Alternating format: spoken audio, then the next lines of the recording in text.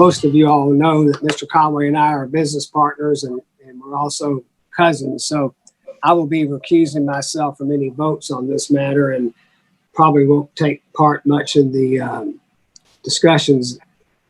Sometimes I do in these things, but we do have a hearing officer, so let the record reflect that. So with that said, I will turn the hearing on the appeal of denial of HRB COA 19-255 19-255 amended at 215 West Stephen Foster Avenue, Bill Conway, Pamima LLC. I'll turn this over to Hrb Hayden, who's our hearing officer and city attorney.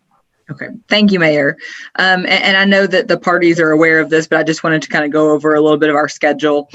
Mr. Conway and Mr. Hamilton are going to present for about 20 minutes to start with.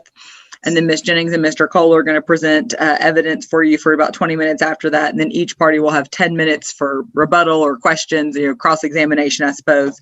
And then after that, we'll open the floor for the council. So council members, if you're thinking of questions as you go, please just jot them down. We're going to try and, it's not going to be like an oral argument, I suppose, where you get interrupted as you go, hopefully. So if you'll save those till the end, I think it'll make things go a little more smoothly. And I wrote just a sort of brief procedural history for the council, because this is, a little bit different timing or circumstances, I guess, that this has come to you all. So I'm just going to kind of read through this to make sure we're all on the same page. And Thomas, you may cover this, so I'm sorry if I'm repeating something, but I just wanted to kind of put this so they understood the timing. Multiple certificates of appropriateness were submitted by Mr. Conway relating to the property at 215 West Stephen Foster, and were originally considered at the December 17th, 2019 Historic Review Board meeting. These COAs were tabled and then taken up again at the January 21st, 2020 meeting, and 10 COAs relating to that property were considered and approved at that meeting.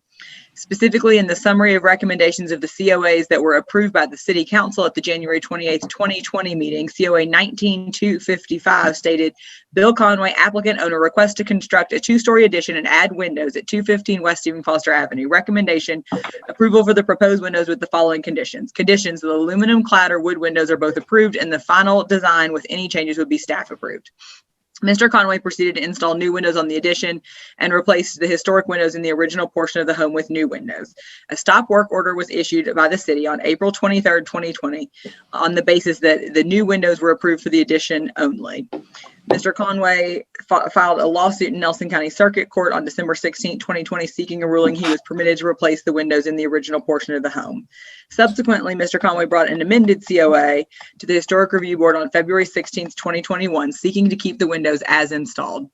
The Historic Review Board denied that COA, and this matter is before you on appeal at Mr. Conway's request. So, Mr. Hamilton or Mr. Conway, I'm going to turn it over to you from there. Thank you, Audrey. So good evening, everyone. My name is Thomas Hamilton, and I represent Bill Conway and Pamima LLC before you today in this matter and also in the litigation in Nelson Circuit Court. First, I want to say I'm honored to represent Mr. Conway in this matter. He's a pillar of the community, upstanding citizen, spent his entire life working in the city and improving it both professionally and charitably. It's interesting today, not sure it's made its way fully public yet, but the Nelson County Bardstown Chamber of Commerce awarded Bill with its Lifetime Achievement Award today. So I think that just reflects his character, his personality, and it's important to remember when considering the matter that's here before you today. Our position in this matter is very simple. Bill filed or caused to be filed on his behalf a certificate of appropriateness for various renovations, restorations, and additions to the property located at 215 West Stephen Foster Avenue. And for those of you that may not be familiar, it's on the corner of West Stephen Foster and 5th Street, right next to the old Shelton's building. At the time that Bill purchased the property, it sat in a significant state of disrepair. It had significant foundational issues, and had been on the market for some time. Now, I think anybody that's familiar with the city will remember it had a for sale sign in front of it. It was years, as far as I'm aware. And I think I've been told that maybe some of the council members looked at it and passed on it due to its poor condition. So if you remember that property, it's important to consider Bill's project was to save the home, okay, to save this historic property, not to save a window or to save any particular aspect, but to save it as a whole. And that's going to be important a little bit when we come back around to that. As Audrey stated, the certificate of appropriateness filed by Bill was expansive. It included a request for the replacement of all windows. Okay, it's plainly in the plans. And then once Bill filed it with the HRB broke the application down into 10 separate applications. Okay, the HRB failed to delineate the request for new replacement windows in any of the 10 applications specifically. And the applications, I'll get back to those in a minute, but they were comprehensive, to say the least. As Audrey stated, there was an initial hearing in December 2019. However, the actual application that we're here on today was presented on January 21st, 2020. And that process was unique. First, a local resident, and I'm not sure that he resides in the city anymore, but David Hall, who was not a member of the HRB, he was not authorized by Bill, Conway, or any party to do what he did, but he showed up and sort of commandeered the hearing, okay? He derailed this, and really, I think most of the confusion in this matter can be laid directly at Mr. Hall's feet. I think it's almost completely his fault that we're here today.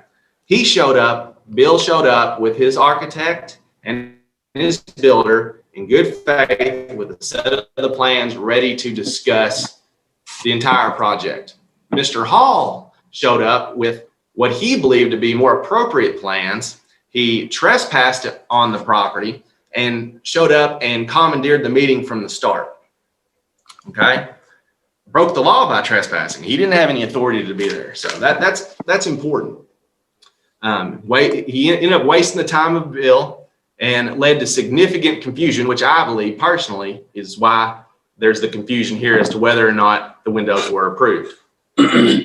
But after getting Mr. Hall to move on and finally get out of the way, the HRB approved all 10 of Bill's certificate of appropriateness applications. So to go through them, COA 19-254 approved the construction of the addition, which if you go a little bit further down Fifth Street, you can see the addition. It's a beautiful structure, certainly much more appealing on the eyes than the old decayed building that we're hoping to restore. COA 19-255 approved the addition of windows, and that's the one we're here on today. COA 19-256 approved some repairs and addition of a foundation. The back portion of the property didn't even have a foundation, so it had to be demolished, and so we had to do significant foundational repairs. COA 19-257 approved the hardy board. COA 19-258 approved the shingle roof. COA 19-259 approved the exterior paint, which included the trim. COA 19-260 approved the exterior doors, which were changed. COA 19-261 approved the addition of the porch. COA 19-262 approved the gutter work they were doing. And COA 19-263 approved the exterior lighting. So I go through these to illustrate that this wasn't a project where Bill was going up and said, I'd like to put windows in this property, in the addition, and that's the end of it. No, this was a significant certificate of appropriateness that a bill applied for. It almost changed the entire, every aspect of the exterior of the home needed work and was addressed. So, like I said, Bill presented the project to the city as a comprehensive plan. The plans, we believe, were submitted on PDF to the city. And I know part of the HRB's argument is that the plans submitted by Bill were too small to read the writing that addressed the replacement of the historic, or what are considered by the Hrb to be historic windows. So first of all, we believe we submitted these in PDF form, which is easy enough to manipulate so that you can see any writing. But either way, at the hearing itself, Bill and Wadia and Dave Cook brought full-size plans, actual full-size legal plans. And I tried to email all the council the audio recording, and it doesn't look like it went through. I guess the audio was too large to email. But if you listen to the audio recording, you can frequently see or hear papers being shuffled throughout the course of the very long hearing. And that is from the Hrb board members and Bill and everyone reviewing and flipping through these plans. So these were available, and we believe that the copies submitted to the Hrb were fully legible and ready for review.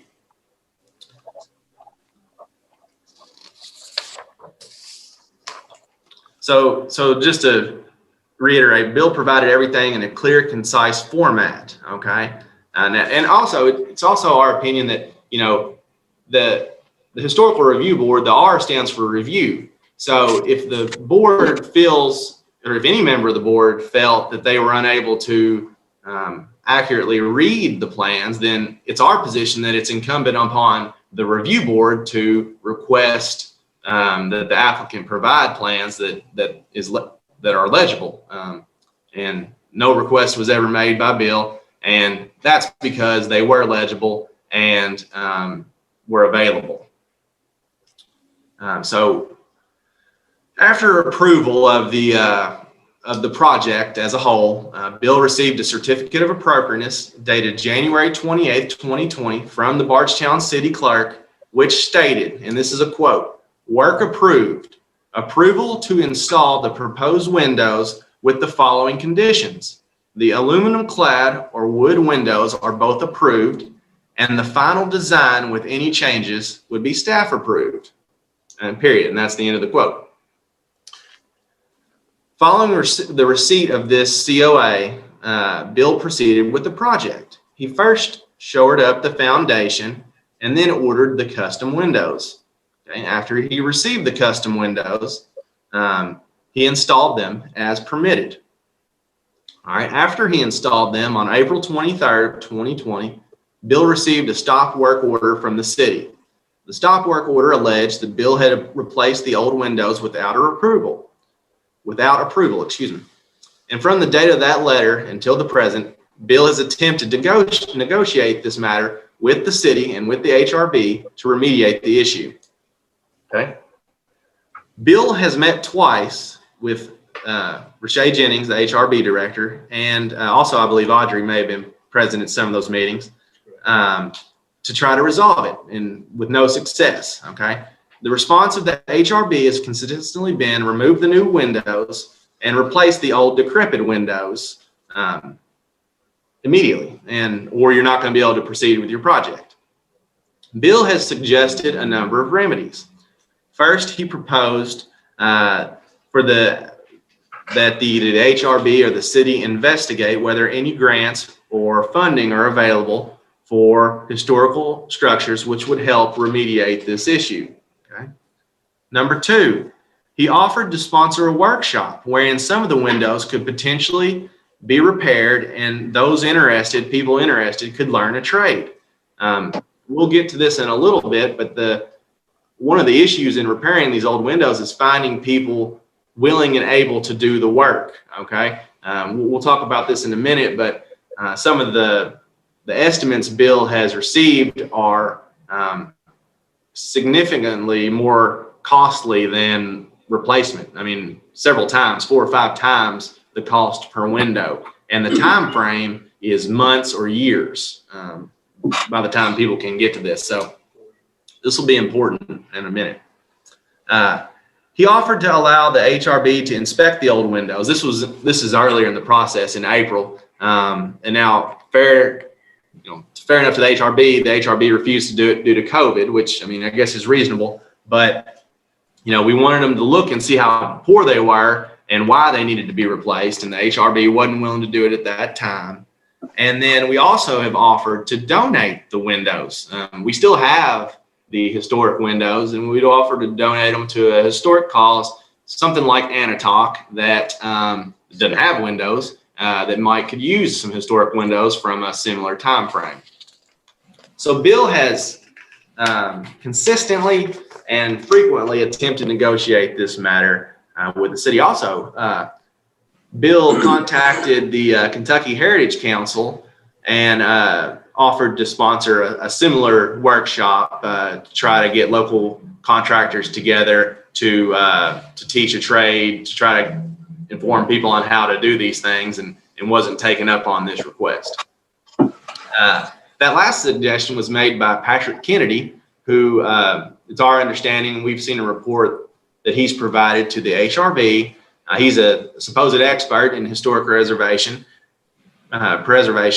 and Mr. Kennedy was initially retained by Bill to look at the matter, and later retained by the city in this matter. And he said in an email to Bill, this is a quote from Mr. Kennedy, "You acted in good faith. You followed the guidelines and procedures required by the city of Bardstown. You hired an architect with a historic preservation background," although that's inaccurate, but this is his quote.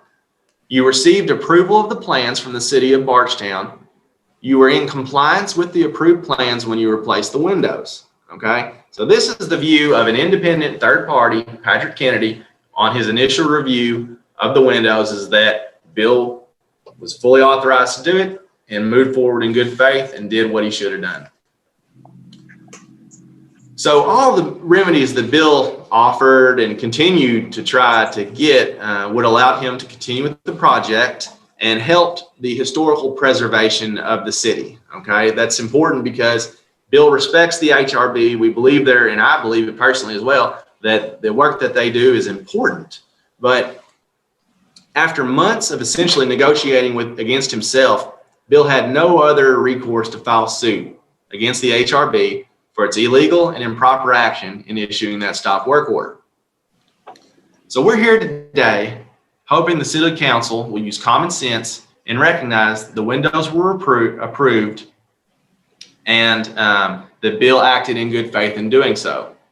We believe that any reasonable person that received the certificate of appropriateness that Bill received that said windows are allowed to be replaced would have moved forward in the same exact manner. Okay. Roche and the Hrb do have very difficult jobs, and we understand and respect that. They have to suffer through historic preservation zealots like David Hall and the like, breathing down their neck, looking over their shoulders, criticizing everything they do. And alternatively, there's people who think the government shouldn't be able to tell me what to do with my property. I should be able to do whatever it is that I like, regardless. And Bill is in neither of these categories. He's a citizen. He's taken on a project that will benefit this community and restore a historic home that has fallen into disrepair. Had Bill not stepped up and taken on this project, it's probable, in my opinion, that the city would be saddled with another Anatoc. Okay, that property sat there for years and years and just deteriorated and deteriorated. So what Bill's taken on here is a project to save a historic home. Another thing to consider, and really what I believe we're here today to consider, is the January 2020 Hrb hearing and whether that was approved. Bill came back in good faith in February 2021, hoping that the Hrb would recognize its error, approve everything, and then remove the stop work order. Personally, I would have advised Bill not to have gone in front of the HRB, and that's because I think it was a waste of his time, because I think he already had approval to do the work he did. But he's trying to act in good faith, and so in February 2020, we had the second HRB meeting, or the third, but the second one of any substance. And there were members of the HRB there that made comments that they were uncomfortable making a decision on this matter, and they thought the ultimate determination should be made by the city council. So my involvement in this started following the February 2021 Hrb hearing. I got up to speed, so to speak, on this. Bill's initial counsel was Attorney Joe Ballard, who is now one of our 2 sitting circuit judges, and he reviewed this matter. He agreed with Bill's position that I agree with, that we maintain, that Bill had authority to do it, and that the city did not, or the Hrb did not granted his request, and then that the issue of the stop work order is improper. So that's a sitting judge. Now he won't be able to judge this case, but I do think it's important to note that a sitting judge believes that the Hrb granted approval on this. And before I took over, Joe Ballard received a letter from City's Council indicating that some of the Hrb or some of the city councilmen believe that Bill acted in less than good faith in this matter. It said something along the lines of, it's the city's position that Mr. Conway knew he shouldn't replace the windows, and the contractor, Dave Cook, made a statement that along the lines of, we kept the old windows because we knew we shouldn't have replaced them in case we got caught or something along those lines. However, nothing could be further from the truth. Anybody that repeats that is either misrepresenting intentionally or unintentionally what Mr. Cook said. What Mr. Cook said, and I've got him here to testify to that if it's needed, is that they kept the historic windows in case they needed to use some of the parts that weren't decrepit. Any contractor is not going to waste a full item if a portion of it can be reused, and to save money for the client and save time in case they need to order things. There's also been some comments by both the Hrb and some others that they're trying to blame Wadia Newman, who is the design consultant on this project. And to me, we couldn't disagree stronger with that statement. Wadia is a design consultant. She's a licensed architect from California. She's done work for me personally. She is a professional. She is incredibly talented. But what she is not is a historic preservation architect. So Wadia's job is to assist the client in achieving the client's goals in the plans. And so what Wadia did was to draw the project that would most preserve the house to the extent that it could be preserved, and allow it to be used for Bill's intended use, which is an Airbnb. Okay. Had Bill instructed Wadia to draw a geodesic dome, I would imagine that Wadia would have to do it if that's what she's retained to do. And then if we submit a geodesic dome to the Hrb, in my opinion, the Hrb is the one that's responsible for reviewing that. So we disagree strongly that Wadia has any fault in this matter, and she's here tonight to discuss her role if anyone has any questions for her. Thomas, I don't want to, you're right at your time. I'll give you a couple minutes to wrap up. I got about another paragraph now. I hated to interrupt that because I thought you were close. Okay. I'm really close. I told Sure, go ahead. Charlie I'd be real quick, and I guess I lied. So if the city finds in favor of Mr. Conway today, it's our position that that would close this matter. If we receive approval, I'm authorized to represent to the city council that Mr. Conway will dismiss his case against the city That'll be the end of it, and there won't be any further litigation. We'll move forward, and everyone will go away happy if we're allowed to keep the windows and move forward with the project. However, if the council denies this request today, I do want to state what we believe our case is.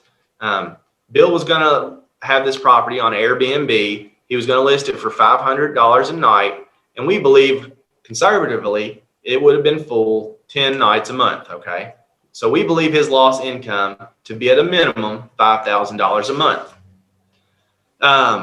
And we believe that had the city not issued the stop work order in April, we would have been done with construction in August. So every month that continues, we believe his damages increase. Okay. Additionally, Bill will suffer from increased construction costs. Everyone here is aware of the significant increase in the price of lumber and labor as a result of the COVID-19 pandemic.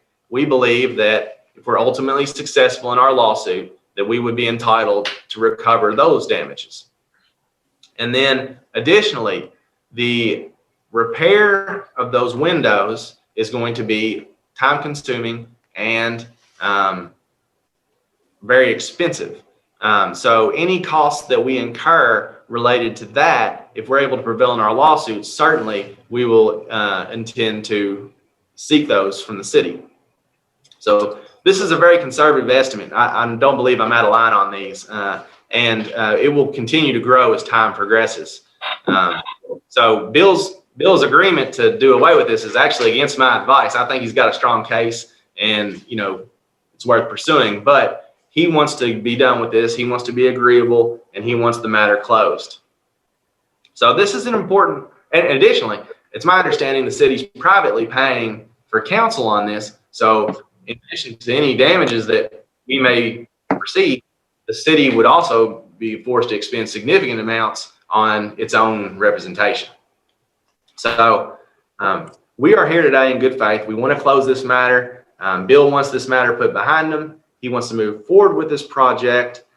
We request the city recognize the Hrb initially approved the windows, that Bill acted in good faith, and allow us to move forward with this project.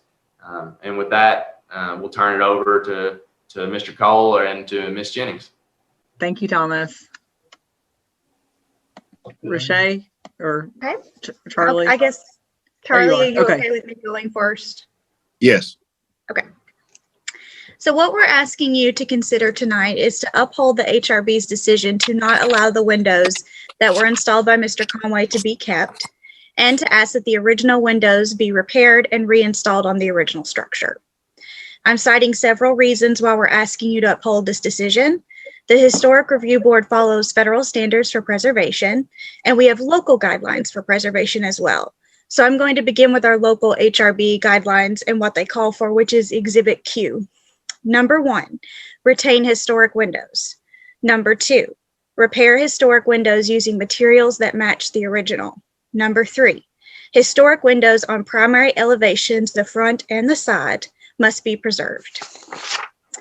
Number 6, do not use replacement sashes that do not fit historic window openings. Original openings should never be blocked to accommodate stock windows. And number 9, do not replace multi-pane windows that have been true divided lights with thermal glazing windows that have false snap-in or applied buttons on any facade elevations. The windows that were chosen to replace the historic windows do not fit the original opening, and the sashes are smaller than the original. Be at 143.15. The windows do have applied buttons. They are simulated divided lights versus true divided lights, and they are on a facade elevation. As you can see, we're in violation of several of the regulations regarding the windows. To even further clarify the importance of the original windows, please look at Exhibit R, which is the preservation standards from the Secretary of the Interior for historic windows. What is recommended is identifying, retaining, and preserving windows and their function that are important to the overall historic character of the building. What is not recommended is altering windows, or if the windows have features which are important in defining the historic character of the building. If these are removed as a result, the character is diminished from the building. By removing the windows, The character has been severely diminished by allowing the original windows on the very front and the side to be removed. If you look at Exhibit S, this is another federal standard, and this is preservation brief number 9. I'm going to demonstrate that the windows are significant by these federal standards. The preservation bulletin states that windows should be considered significant to the building if they are, number 1, if they are original. These windows are. If they reflect the original design or intent for the building, which these windows do. If they reflect regional styles or building practices, they reflect the Bardstown, Nelson County regional area. Reflect changes in the building and different time periods. They reflect the time period in which they were built, and are examples of exceptional craftsmanship and design, of which you can see and read in Patrick Kennedy's report. So this proves without a doubt that the windows are definitely important and considered significant by both local and federal standards. Patrick Kennedy evaluated Mr. Conway's windows on March 23rd. He is a restoration expert and is retired from the Kentucky Heritage Council. He has restored windows at Mount Vernon, which is George Washington's home. According to Mr. Kennedy's evaluation of the windows in Exhibit V, he states that they are in fair condition and can be repaired. The cost of the window repair to be $400 to $600 per sash, and it will take around 10 to 20 hours per window sash. Based on federal guidelines, Mr. Kennedy's recommendations states that the windows should have been repaired and retained. Mr. Conway very likely could have paid more to have the windows replaced than it would have cost to have them repaired. The cost is also something the HRB board cannot consider. They have to consider what's most appropriate for the historic structure itself. There is a market where the windows have been installed by Mr. Conway can be resold. Money can be recuperated from them. I feel the need also to address why the current windows cannot be kept as in-kind replacements. An in-kind replacement means that the windows have to be built to exact specifications of what was there. These windows were installed on the original structure are not exact replicas.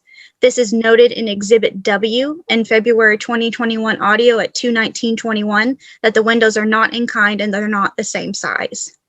Because of this reason, I cannot recommend that the windows that they have replaced on the original structure be kept. The difference between historic windows and new construction windows is that with historic windows, the whole basic idea is, according to federal guidelines and our local guidelines, to retain those historic windows. They are supposed to be repaired and they're supposed to be maintained because that's an integral portion of what keeps the property historic, is keeping those specific type of elements with the structure. This is about maintaining the structure as a whole to preserve it. One of the most common requests to HRB and to the board is to replace historic windows, and this is almost always denied, and the windows are replaced with but if they are replaced, they're replaced with exact replicas of the window that was there originally. HRB has held many to these standards since the 1980s. We've made many other applicants when the windows were deteriorated beyond repair to replicate those windows exactly and not replace them with simulated divided lights. I'm sure you all are aware of cases where this recently occurred, such as Demers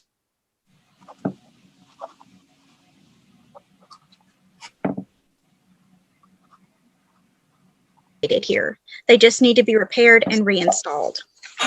Mr. Conway has presented, and his attorney, of course, have presented several pieces of evidence that he believes demonstrates that he received approval to replace all the windows on the building. I completely disagree with this statement.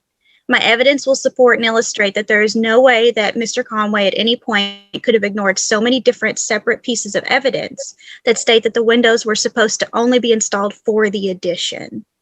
Please turn to Exhibit K. This features the original application, and I'll give you guys a moment to be able to pull that up. I had met with Mr. Conway and Ms. Newman in my office about the project. We discussed having the historic windows replaced and how extremely difficult that would be, and that it's rarely allowed to happen. From that discussion, I then created this application, which you see here. On the application, if you look at the application summary, it states the following: the applicant wishes to install new windows on the addition. The windows will be simulated divided light windows that are double hung. The applicant is proposing wood windows or that are aluminum clad windows for the new addition. In the review finding, it states the following will be discussed: the new windows proposed for the new addition. And it also states in the motion of what was actually approved, the motion to recommend approval of 19-255. The motion is based on the findings that the new construction is consistent with the new construction standards set forth in Section 5 of the Bardstown Historic Design Review Manual. If we're talking about original windows, we would have had to have stated that, and it would have been for the original building, so that would have to be in window standards in Section 4. This clearly demonstrates that what was approved was only for the addition and for the windows to be installed, not for the original portion of the building. Every time that a meeting occurs and an application is forwarded to the applicant, and there's also a meeting letter that's included with that. The meeting letter includes the date and time of the meeting along with instructions about how that meeting is going to proceed. And I ask that you pull out Exhibit M or Exhibit G. Exhibit M is December's meeting letter, and Exhibit G is January's meeting letter. If you read there, it states,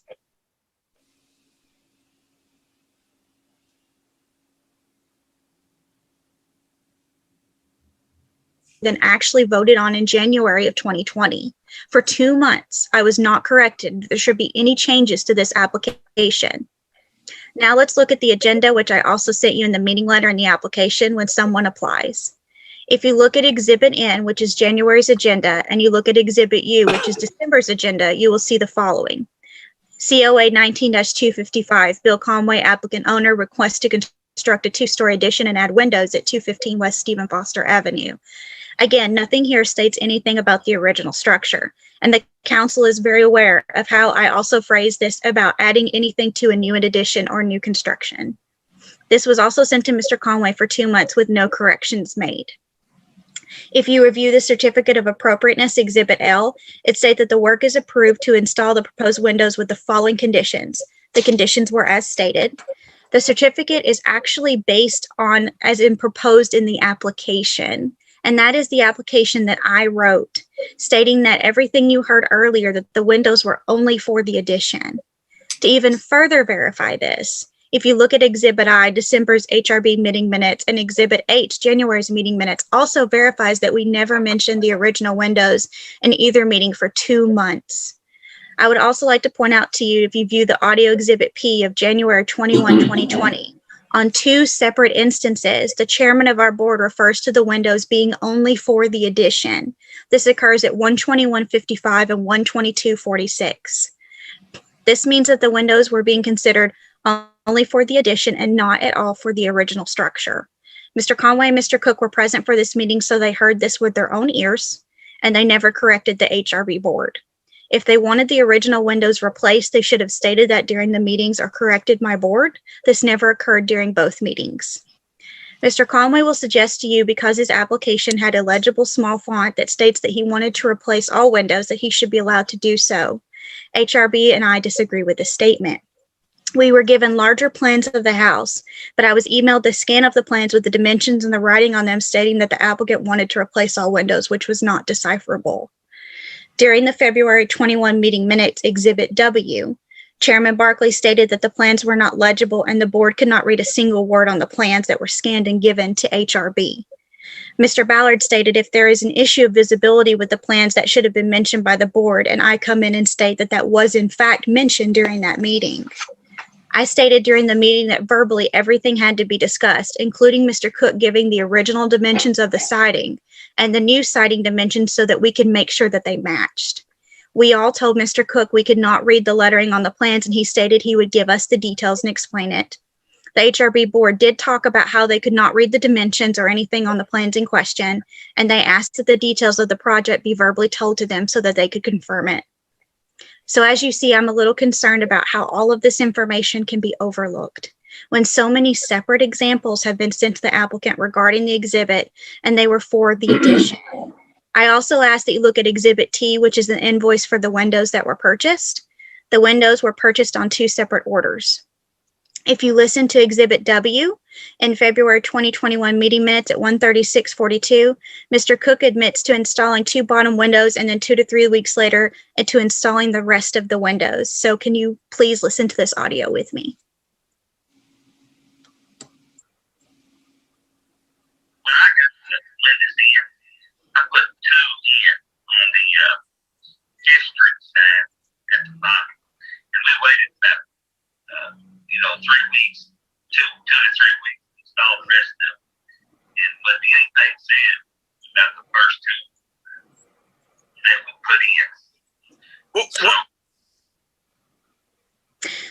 Why were the windows not ordered all at once if the applicant was so certain that all the windows could be replaced? They mentioned several times during the meeting that they left the windows in for several weeks and wondered why no one had said anything. Why those two specific windows exactly, and why were they installed at those precise locations? Why we did not cite the applicant sooner was because we were shut down due to COVID, and a lot of us, including myself and my code enforcement officer, were working from home or not working at all. If they had any concerns or questions regarding whether or not the windows should have been replaced, I was only a phone call away. Also, why would the windows that were removed be kept in the first place if they were certain they had permission to replace the original windows? Justification was given by Mr. Cook, stating that he didn't have a dumpster or he went to another job. But if they were 100% certain that the windows were not supposed to be replaced, why was there any hesitation? Why? And the windows would have been destroyed immediately if they were so confident in their own decision. Please listen to the audio from the recording that I'm going to present right now. You held on to these windows. What was the reason for holding on to these windows as opposed to discarding them? Some different reasons. Maybe it's because we didn't have time for a dumpster thrown in there. Okay. Inside, it was different. March, it was a lot of rain and stuff. Why would Mr. Cook want to keep the windows out of the rain if they were going to be disposed of? To reiterate just a few of the facts, the Hrb board had no reason to think anything would occur with the original windows because nothing was ever discussed about them. The cost to repair the windows very well could be less than what was spent to replace them. During either of the two meetings, the original windows was never mentioned. The windows are in fair condition and can be easily repaired according to Patrick Kennedy. The windows that have been installed cannot be kept as in-kind replacements because of our regulations, and we have made other applicants replace with exact replicas of the same windows. Replacing the windows are the most requested COA application, and allowing Mr. Conway to keep his windows will set a bad precedent that would be unfair to all the other people of the historic district who have to keep their historic windows and repair them. The Hrb board doesn't make decisions that are arbitrary and capricious. Our decisions are based on federal standards that we have to follow. We ask the council to consider the ramifications if the windows that have been installed are allowed to remain, and it will significantly impact the overall integrity of the structure, and that is something that Hrb and I are tasked to preserve. We simply ask that the original windows be repaired and reinstalled. Mr. Conway stated that he is trying to save a 200-year-old building, and in fact, so am I. I'm referencing the integrity of the building, what I'm also trying to save, and I argue adamantly that saving the building and its historic integrity include keeping the original 1800 windows as an integral part of saving the structure as a whole. Thank you. Okay, thank you, Ms. Jennings. Mr. Hamilton? I believe, is Charlie, are you going to speak now, or are you going to wait till the closing statements? Well, I think it's the way we have it, I think, calendared is it was sort of 10 minutes of rebuttal for, Okay. unless I'm confused, Charlie. Rashay does have 5 minutes left, though, if you want to add anything. No, I think we're good.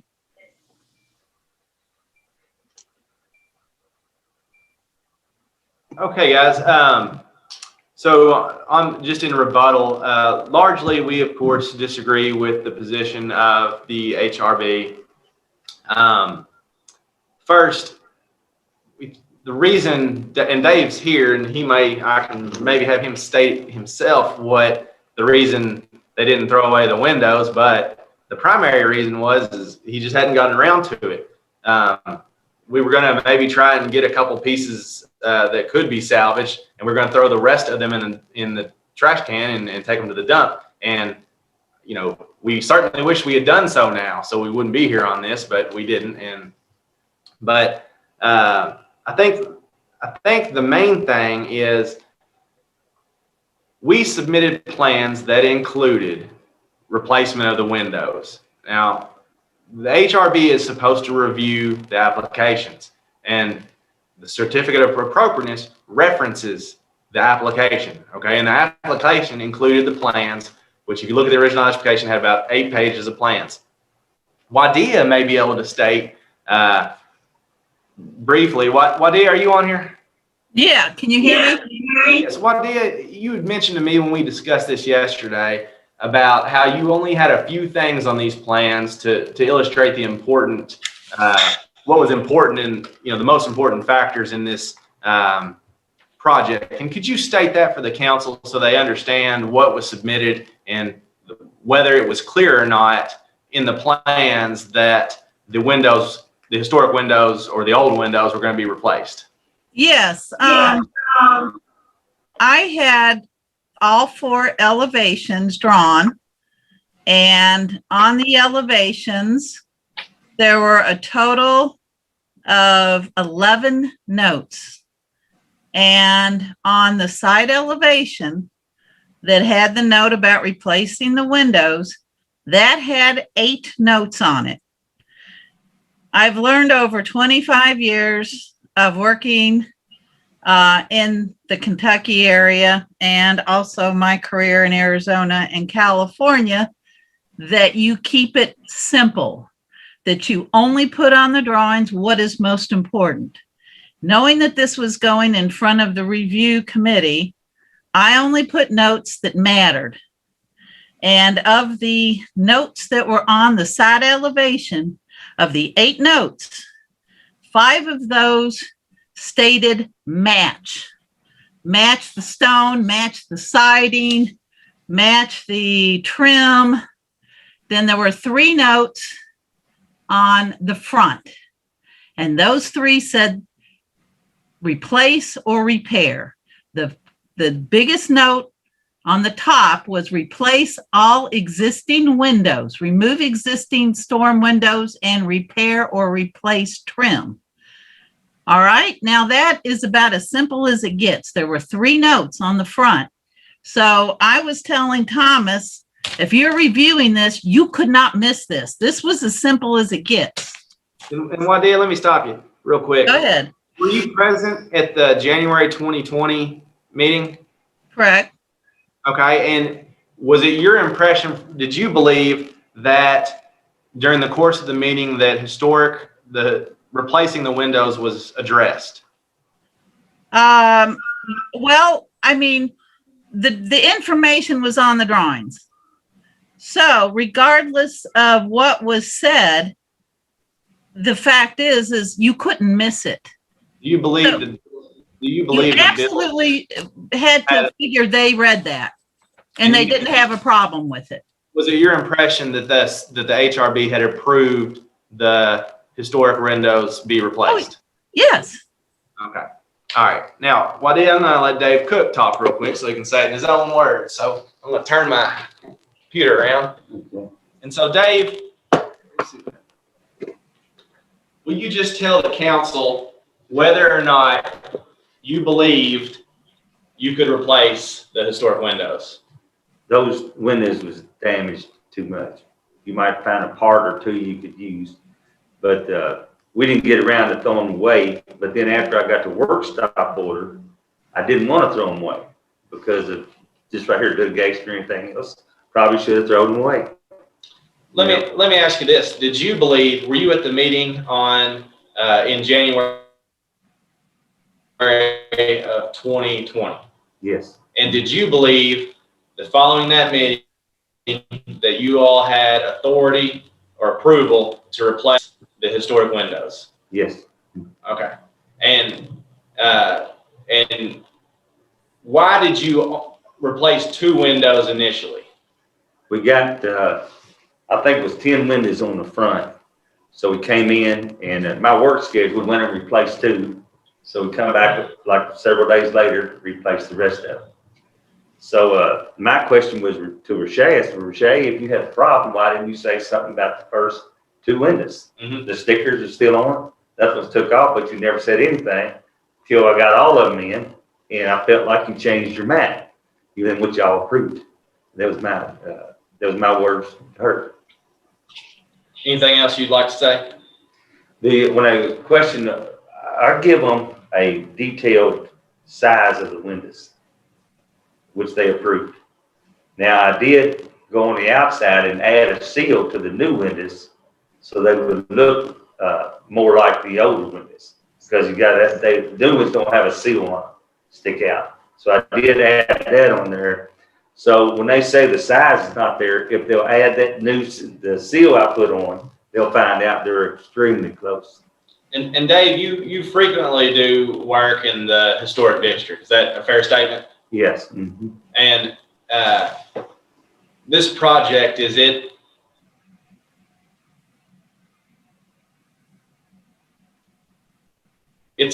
you agree that the project condition of this property when you all started work? When I first started on, it was about to fall down. We done several $1,000s worth of interior to the basement walls that was falling in.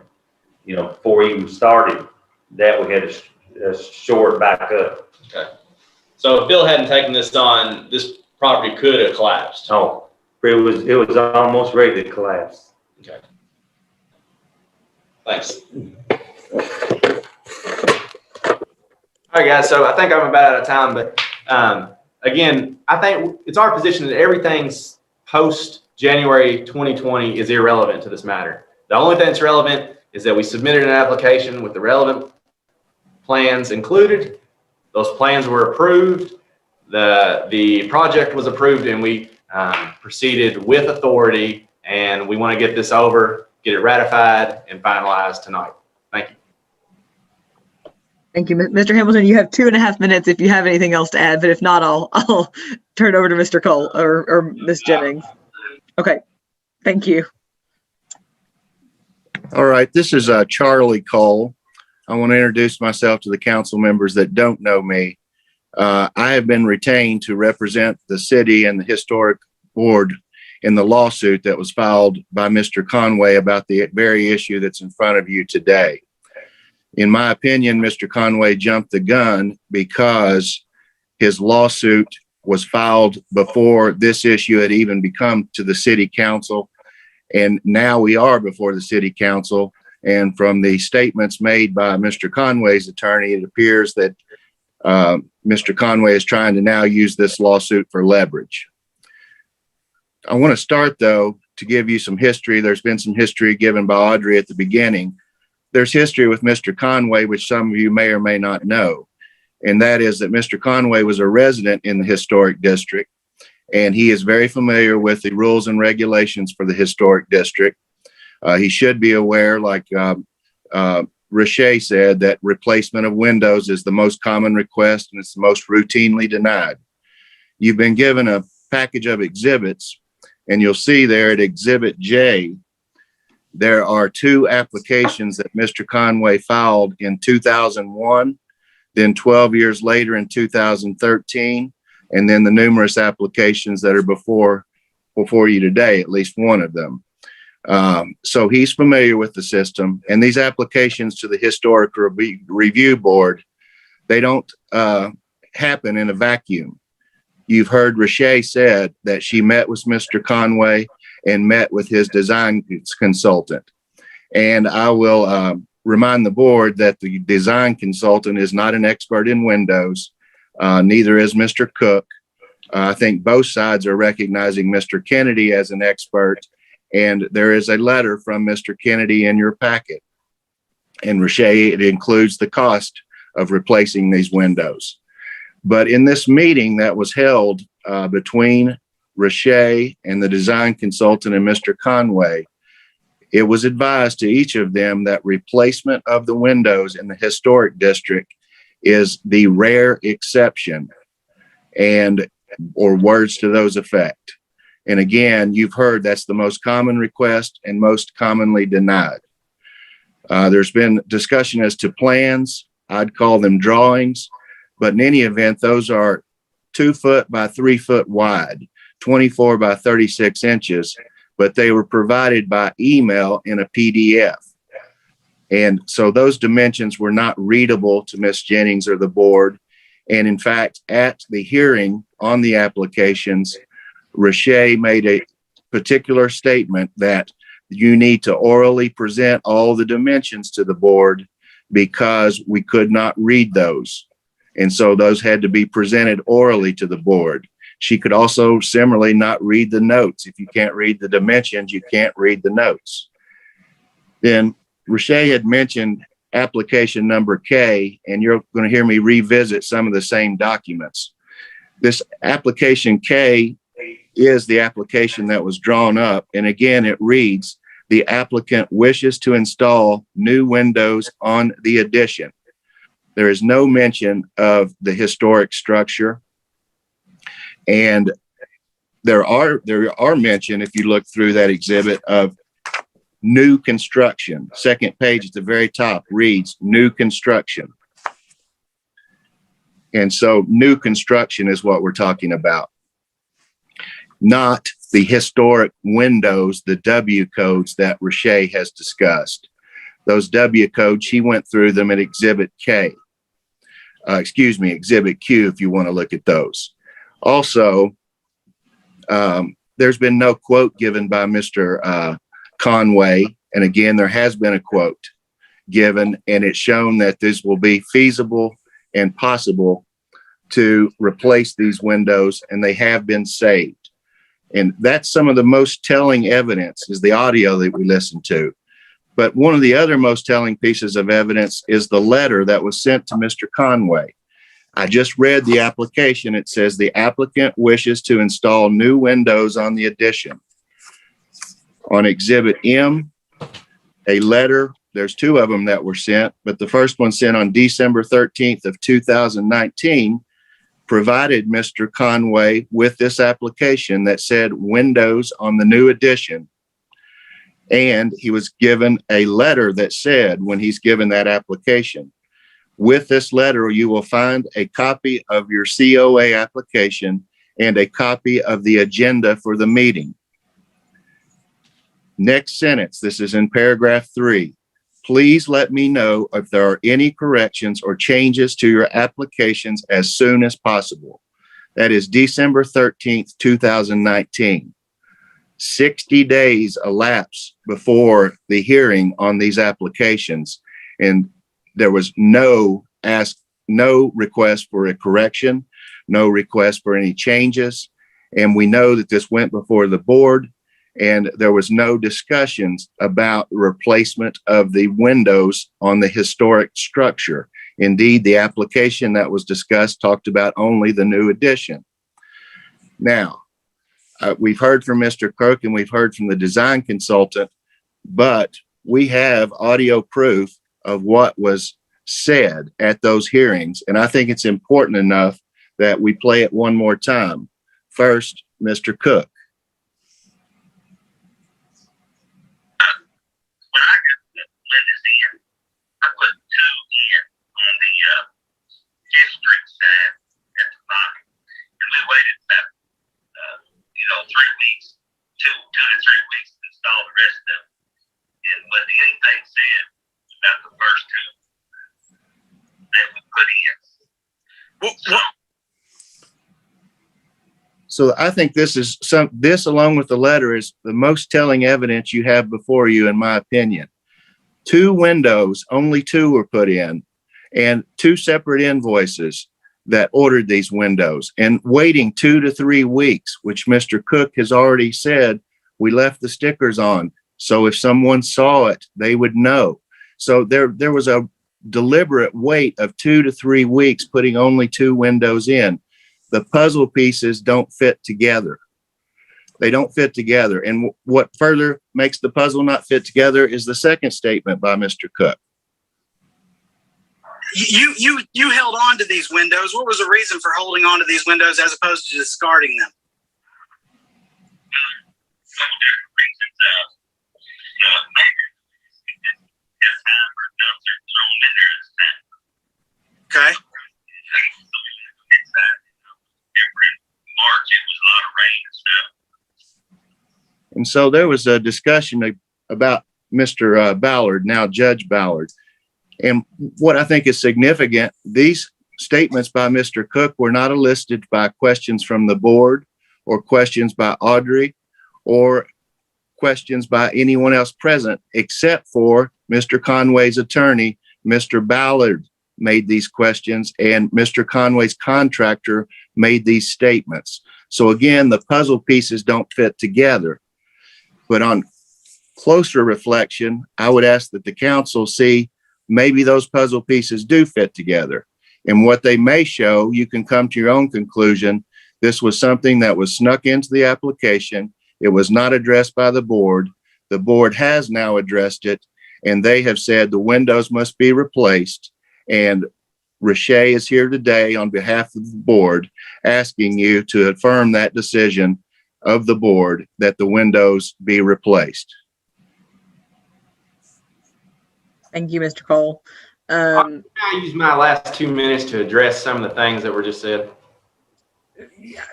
Well, I just want to respond real quickly because, look, I find it insulting, the position that was just presented by counsel there. Bill Conway has never done anything remotely similar to what they're suggesting in his life. This is a person who literally today received the Lifetime Achievement Award. So if you want to say, well, he was mistaken, I can understand that. You know, oh, well, he moved forward under the mistaken assumption. But to suggest that this was sort of some grand scheme that we tried to concoct to fool the HRB to save some money on these windows is insulting, and I hope the council ignores it. And that's all I'm going to say on that. all right. Thank you, Thomas. Do we have any, I'm sure the council members have some questions, so I'm not sure what the best way, since we're not all in the same room, is to kind of open it up for questions. But I guess I'll let you all unmute yourselves and identify so that Gary and Lisa can try and get it down more clearly. Identify yourself as you're asking a question, and we'll hopefully see how that goes.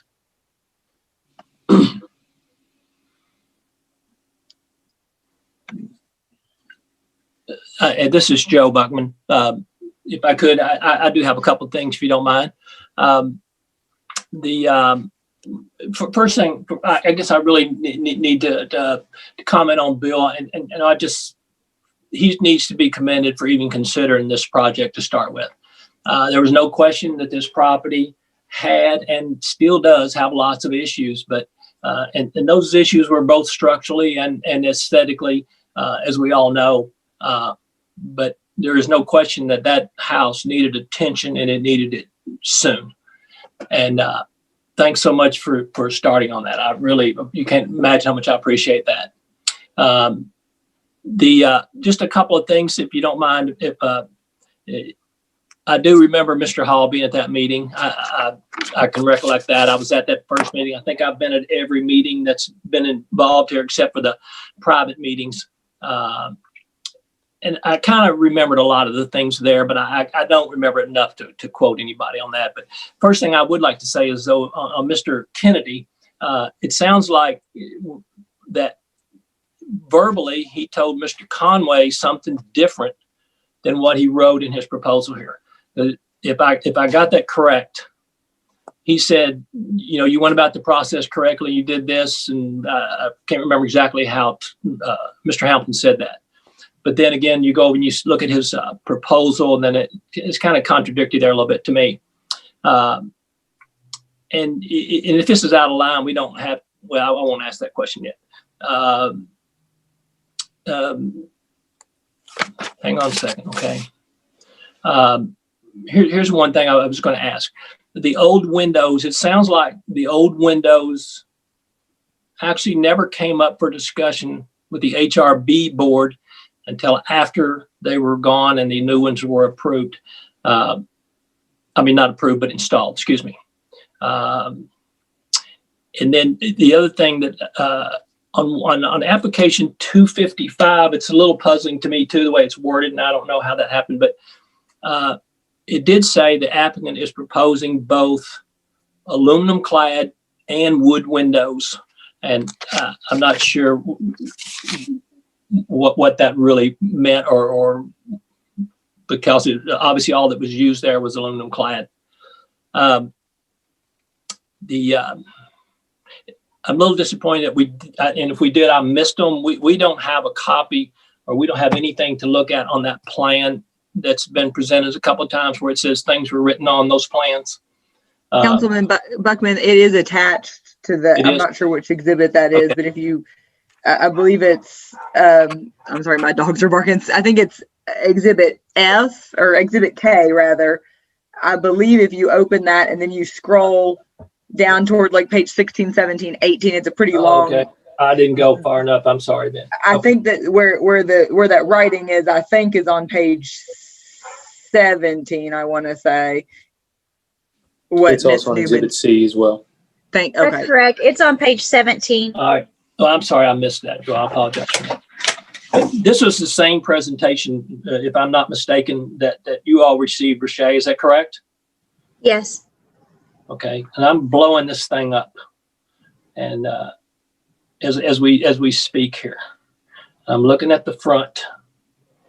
And where is it? If you don't mind me, where does that say that? I'm trying to see that. Because when I do blow this up, it gets to the point where I cannot read it. I'll agree there. So in the plans, I believe it states right here.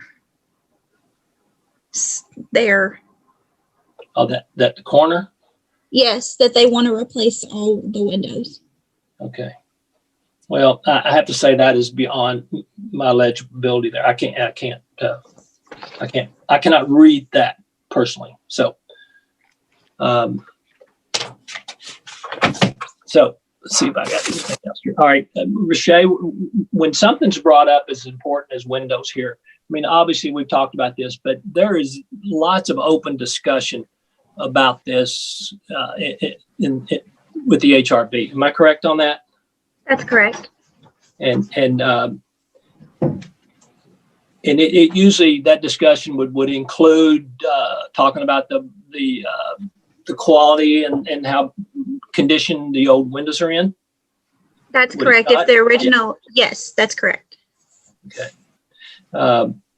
And once again, just help me again, this issue has, to your memory, has never been brought up at a historic review board meeting? Not the original windows. The board was only discussing the windows for the addition. Okay. And I see those proposals in there, and it looks like that's the only thing I can see that was asked for was the new addition. That is correct. And then I don't want to ask you more because I might come back a minute with something else, but I might give somebody else a chance if they want to say something right now. Thank you, Councilman Buckman. Any other members of the council have comments or questions? This is David Bounce. Can you hear me? Yes, we can hear you, Councilman Dones. Okay. And I apologize. I don't have a video. I'm actually driving right now and listening to testimony and arguments on both sides. And, you know, up until this point, I think I had made up my mind. But after listening to arguments, there are three things that really stand out to me that make me take notice. Number one being the fact that the contractor held on to the windows after the fact. You know, for what reason? You know, I'm not really sure. He may have had some good reasons to do that, but that's one of the things that stands out to me. Number two is that the applications admitted, I think from both sides of the argument, admit that the applications contain language that suggests that they're only talking about the addition when the replacement windows were mentioned. And I can see where another point of confusion, and I apologize as I'm going by memory from both sides of the arguments here, but the architect's testimony or information that she had added stated that one of the notes referred to mentioned replacement or repair of the windows on the front elevation, but she called them storm windows. Now, me being raised where I was raised, I know what a storm window is. I mean, that's actually a functional outer window shell, not referring to an actual window, which is what a storm window is. So she referred to it as a storm window. So I can see where that would add to some confusion and possibly have given Mr. Conway some license to feel like that they were okay to go ahead and replace those. But I think that may have added to some confusion. So and I'm kind of like Joe. I'm just wanted to say my piece and I'll yield the floor to allow some other comments. Thank you, Councilman Dones. Anyone else have anything they want to ask or add? I have a few minor questions, I guess. Can you hear me? Yes. Okay. The first one is how many board members or how many members were at the hearing? You mean members of the Historic Review Board? Yeah. There was all 5 board members present, Well, I believe. But I noticed on, unless I'm missing something, on Mr. Conway's application that the votes were 4-0. Well, let me double check. Whereas on like the minutes and 20-04-03-19-253, the votes were 5-0. And we may have been missing 1 board member. Which month are you talking about, Coach? Oh, okay. So I stand corrected. I understand what you're saying now. Okay. Yeah, we might have been missing 1 board member on one of the meetings. Okay. And then I guess the real question I have is there some reason why we don't have, we usually get documentation from both sides where we can actually read the materials before we have a hearing. And in this case, I didn't really have anything else. I didn't have anything to read. Well, I don't want to speak for Mr. Hamilton, but I think that because we had submitted a lot of the documentation relating to the applications and things like that, I don't know that there was anything additional that he wanted to send other than the audio. I know he said he tried to send, which didn't. Thomas, I think that's fair. I sent an email with the audio, but I guess in some exhibits, but they were all covered in what the city had, so I didn't resend it. I guess the audio was too large to email and must not have gotten sent. I can't find where it ever went through. So. And Coach, I think this is a situation where I don't want to speak for Mr. Hamilton and Mr. Conway, but I think the evidence that they would present to you is pretty much the same. It's more about your interpretation of the significance of the evidence is what it comes down to, rather than that there's some sort of other information that Mr. Hamilton might have presented. So. Okay. All right. Thank you.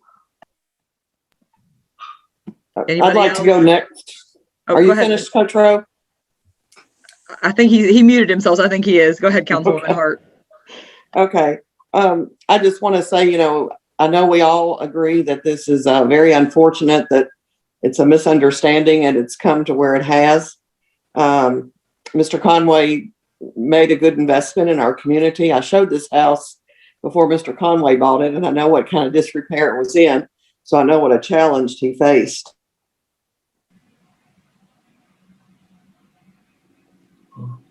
Intentionally. I've known him all of my life, and that's just not his character.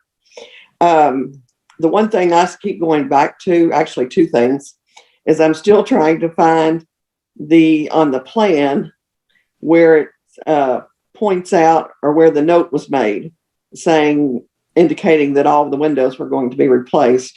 I'm on Exhibit C, and I'm at the blue arrow, I guess at Hrb, and I'm looking at the windows where it says replace all east windows and remove existing storm windows. But I assume the east windows would be, well, that is pointing to the old side. So, I mean, if I blow that up, I can read that. And it very clearly points to the windows on the old section for whatever that all is all worth. And then I go back to, we went through with Demir, and, we didn't allow him to put in new windows, and requested that he rebuild his windows. So it's, I guess I'm still on the fence because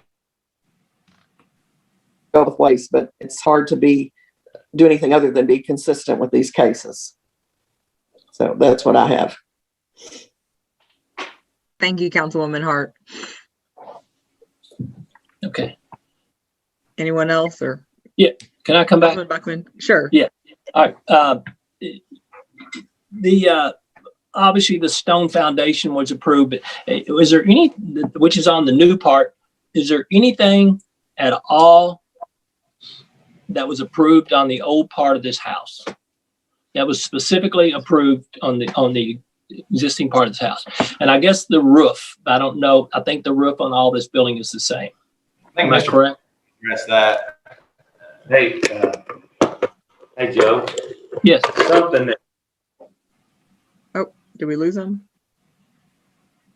you and David both asked about, and I know you know the order of the windows. Both of y'all in construction. The front of the building is already built. The back of the building doesn't get framed and doesn't get finished till 2 or 3 months later. That's why front windows was ordered, and then waited a couple months till the back windows was ordered. Because you know the project, the whole thing didn't go on at the same time. The front remodel, and then we put a basement and added the back. So I just want to clarify, if you're concerned about it wasn't ordered at the same time, that would be the reason. And I think you and David would understand that, since y'all know back construction. But I think what he was asking is, was there any other, and Bill, you may be able to answer this, what was done to the, other than the windows, to the historical part of the home? One thing that was, I think we approved a black front door, and talked about the lights. But we also talked about moving.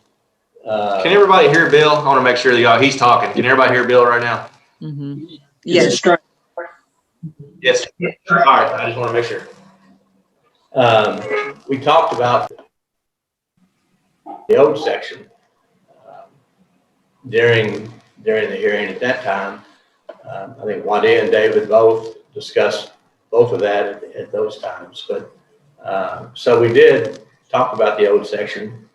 But I guess my question is, if you submit an application to do exterior structure alterations and demos, and also do an addition, and then have architectural drawings that are included with the notes that state replace all windows, and an arrow pointing to the old section of the windows and storm windows.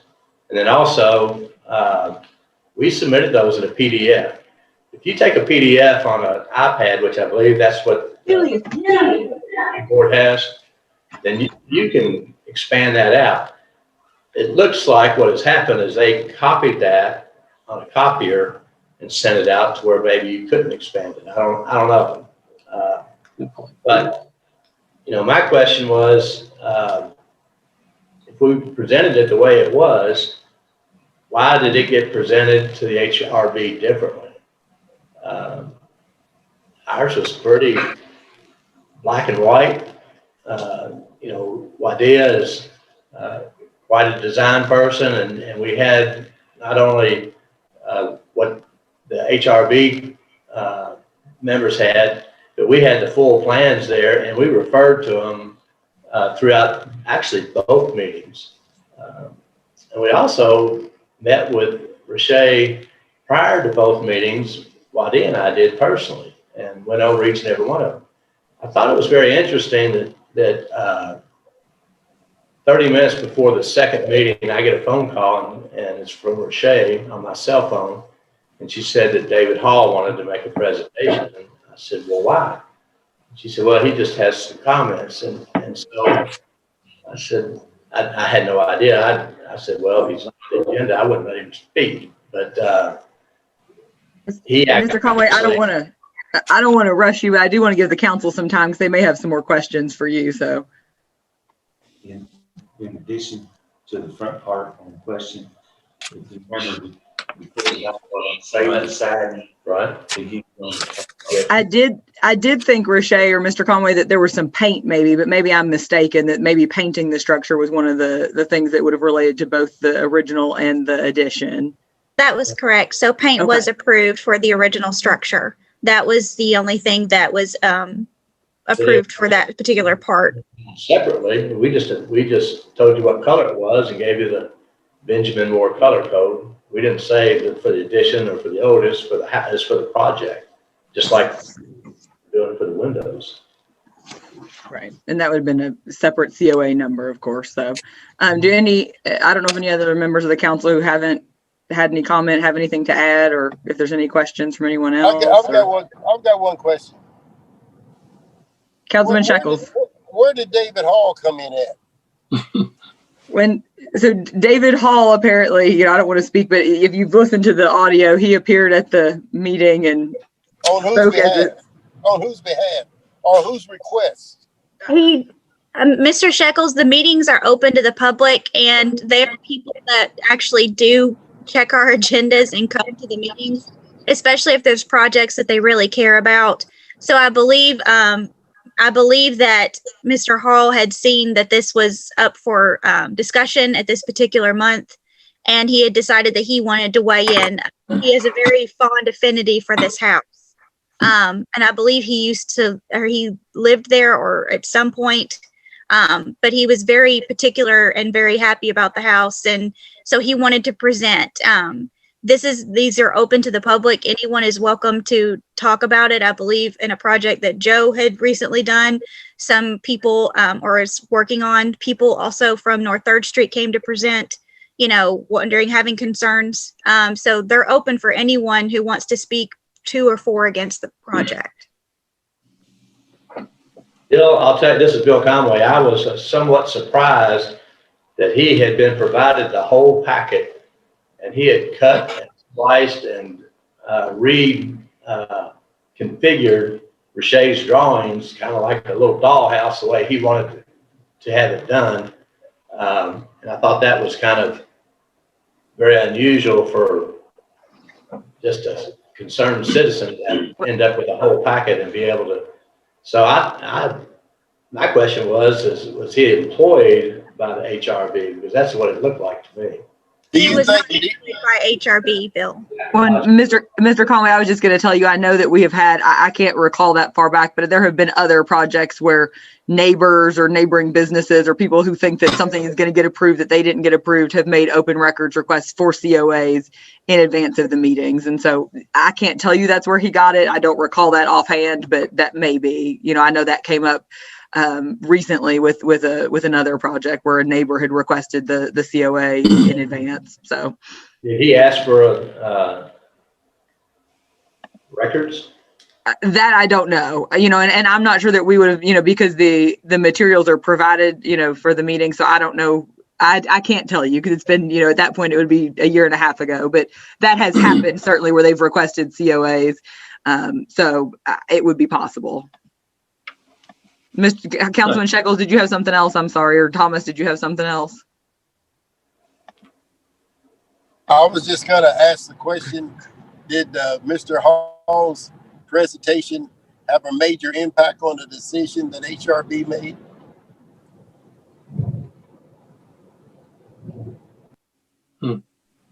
Richey?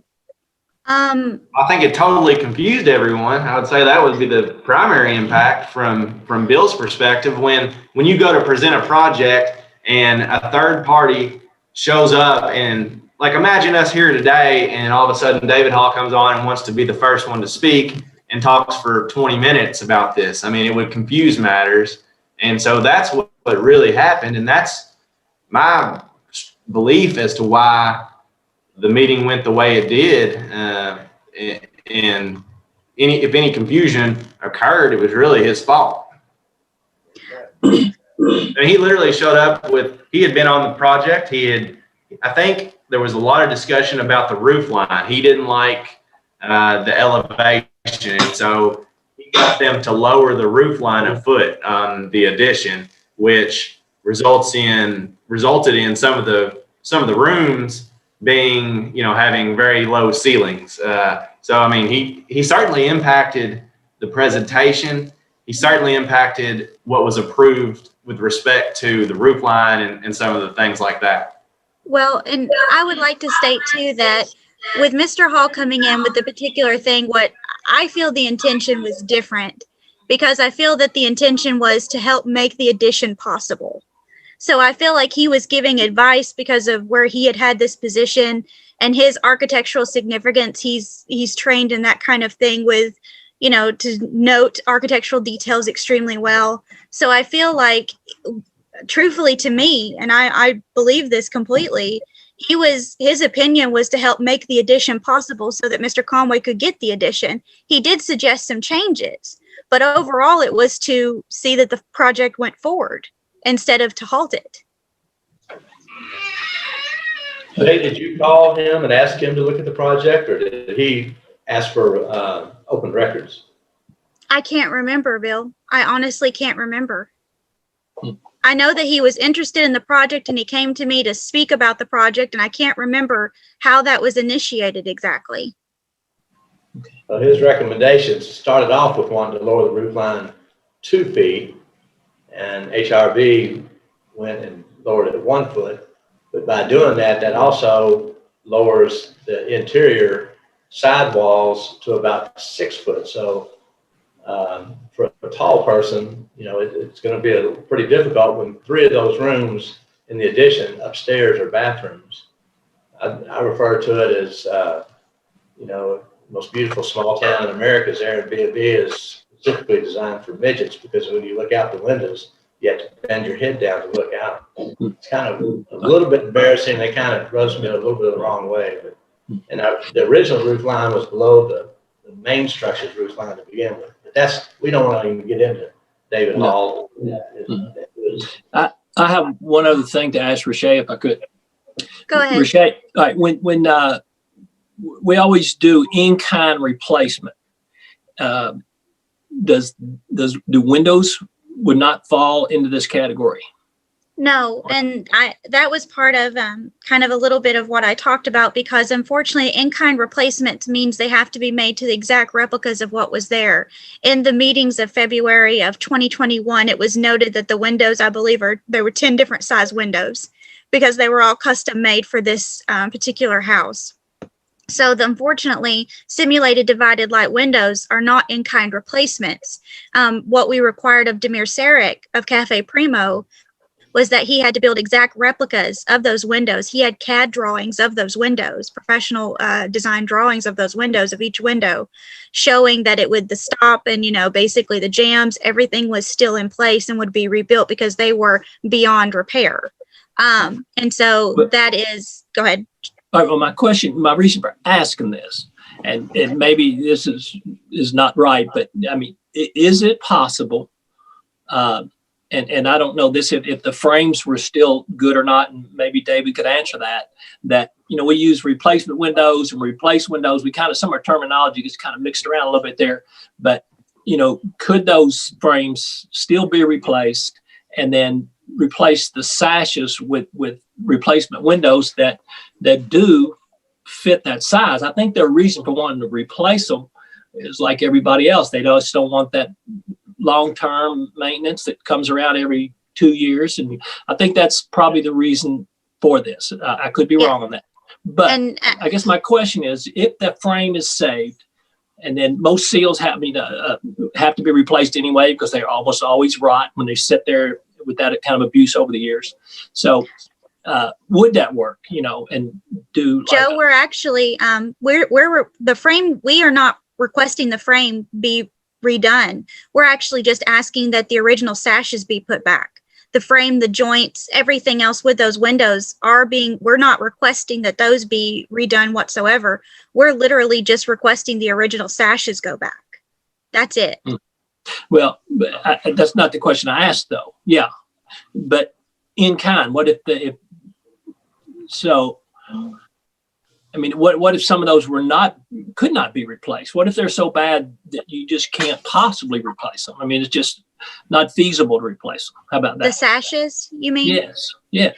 And on that west side, I'm sure they're a lot more abused than they are on that front side. Yeah.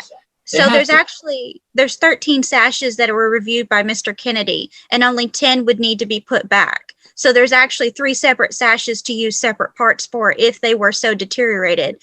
But the condition as quoted by Mr. Kennedy is that they are in fair condition and can easily be restored. So it would be different if the muttons were missing, but you do have 3 separate sashes in which to use parts for, extra ones. So theoretically, if they could do that, then some of them still might have to be replaced with in-kind or similar style window. Yes or no? No, I don't think, according to Mr. Kennedy's report, from what I can gather with it, I think it just needs to be reglazed. And some of the muttons, if it had to be a portion of the mutton that may need to be, I think one mutton was busted or something on a window or a sash. If that needed to be done, there's enough parts that are there to be able to repair that one particular window, but most of them are in pretty good shape. Rashay, can I ask this question? And this came up, I think, with Mr. Sarik's hearing, and I know this came up before the HRB back in February when this was there. And one of the challenges, and I think Mr. Hamilton kind of presented about this a little bit too, one of the challenges with historic windows is sometimes finding someone to work on them. And I know Mr. Black seems to be sort of like the gold standard for windows. But of course, we all know, I know this was discussed, I couldn't get him to come to my house for the next 5 years or something, right? He's booked very far out. I know, Mr. Sarik went out of town. Do you have a sense of how easy it is to find a contractor, that can do this kind of work? Patrick Kennedy has a list of carpenters and restorationists that can work on particular projects such as this, and so does the Kentucky Heritage Council. They have a list of contractors that are available that can do the restoration work if needed. I don't know exactly how easy right now, of course, but there are a list of people that are capable of doing the work. Not Mr. Black, of course. He is, he's the piece de resistance of, kind of getting, your windows repaired. He's excellent and does a great job, but he is booked very far out. Okay. Yes. At least 4 years. Yeah. I knew it was several years. So, he's the only. I got a quick question. I think about that though. So if you're restoring a historic property, you have to have knowledge of the Kentucky, historic preservation, or, that's just, I think really it's important to remember that Bill is a citizen and, he is doing, the people that are supposed to be the experts are the HRB, not the applicants. And the applicants do their best to try to comply with what are very difficult rules. And I'm in the HRB, and I think it's great because it keeps everything looking good. But when I apply, I would assume if it was me, my application is going to be considered. And I think that is especially true for people who don't do this every day, who don't look at applications. And I think that's important for us to remember. I think Mr. Jones stated, I think Mr. Jones is mistaken in a couple of his statements as far as what Mr. Cook said and what was represented. I think maybe he's reading a little something into it that wasn't intended by Mr. Cook. But all that considered, Bill has provided plans that were, more comprehensive than, I won't say all, but the majority of plans that are submitted. And I know a lot of you, and the HRB does a lot of good things, but also some of the things that can get considered on the February 2021 meeting. Before Bill got to go, there was about a 45-minute discussion as to whether the new brewery could put an outdoor trash can. And, it makes it very difficult for the applicant to make sure they've got their whole project. So Bill's presentation was over an hour, I believe, in January 2020. In 2021, I think the entire hearing went something like 3 hours. And so I just think it's expecting too much to require us to review every, to make, when you're doing a huge project, I think it's reasonable for a citizen that does not do this for a living to say, I submitted plans, I got approval of my plans, and I'm going to proceed with them. And, the windows were not on his radar. They were a small part of a much larger project. And so I think the thought process that like, well, they didn't mention the windows specifically, they didn't go into detail about the windows is a little misguided because, you know, they were looking at it from the project. And, you know, if I'm presenting a project and I don't get questions from the review board about a particular aspect of it, then how am I to know to address it? And I think that's the key thing here. And I think that's what is important to consider. And I need to close this window because I look ridiculous with this light. Well, Thomas, I want to get to Councilman Hibbs because I know and we don't want to have a 3-hour meeting here if we can avoid that either. So, Councilman Hibbs, did you have a comment or a question? I know you did just a second ago. Just a quick one, Audrey, if you wouldn't mind. And, you know, first off, I want to echo everyone else's sentiments towards Mr. Conway. Thank you for taking on this project. It was a house that sorely needed a lot of work, and thank you for trying to beautify downtown as much as possible. In the interest of hearing like both sides of the arguments completely, I really wanted to know what Mr. Hamilton, you wanted us to hear in that audio clip that you sent because it did not go through. Can you tell us kind of what you wanted us to hear out of that clip?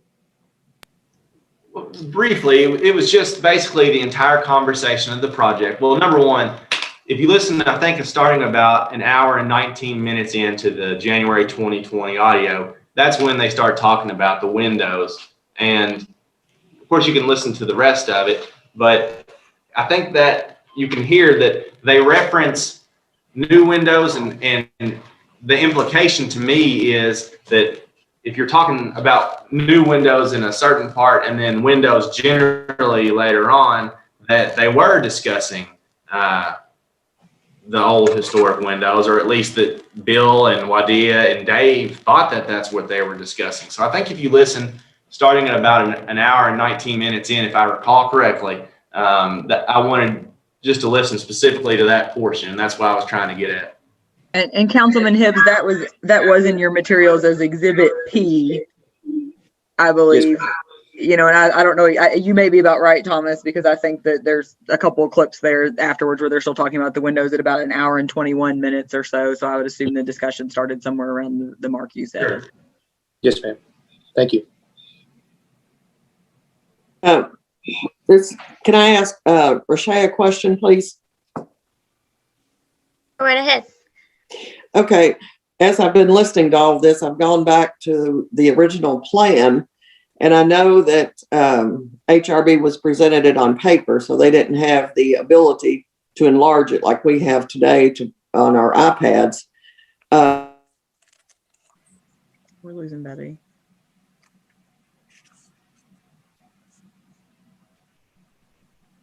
Read the note. Do you think they're able to see arrows? Because the arrows are pointing to the windows on the older portion. So there's a note there, maybe that if they saw the arrow, they should have tried to read the note. I don't know. So they were presented to them, Ms. Hart, they did have iPads, but whatever version that was attached that was scanned, when they zoomed in, they couldn't read that. And that was noted in the minutes in February of 2021. Our chairman stated that she zoomed in and then proceeded to turn the iPad around and state we could not read this. And so so for some reason. Were the arrows legible is what I'm asking. Were the arrows legible? Because if you look at the arrow, then you know that there's a note there referring to those windows. Betty, I think it's important to remember that I think the version that was provided to HRB could have been expanded and legible because it was in a PDF. Now, what the HRB may have printed off and scanned as part of the application, that may have been the issue. Either way, Bill had full-size plans there on the day of that actual hearing in January, so they should have been able to review it then. But our position is that it shouldn't prejudice Bill. Bill shouldn't be negatively impacted by the HRB's not being able to review the plans that they were provided. They should have requested additional plans, in our opinion. Councilwoman Hart, do you have anything else? No, thank you. Anybody else? Yeah. Questions? All right, my final comment. Thomas, you made this reference. I know firsthand how difficult it is when you try to present a project of this magnitude and include every detail. And our process requires all these details up front. And although we might not totally agree with that process, but this is what we have now. And how do we get around that?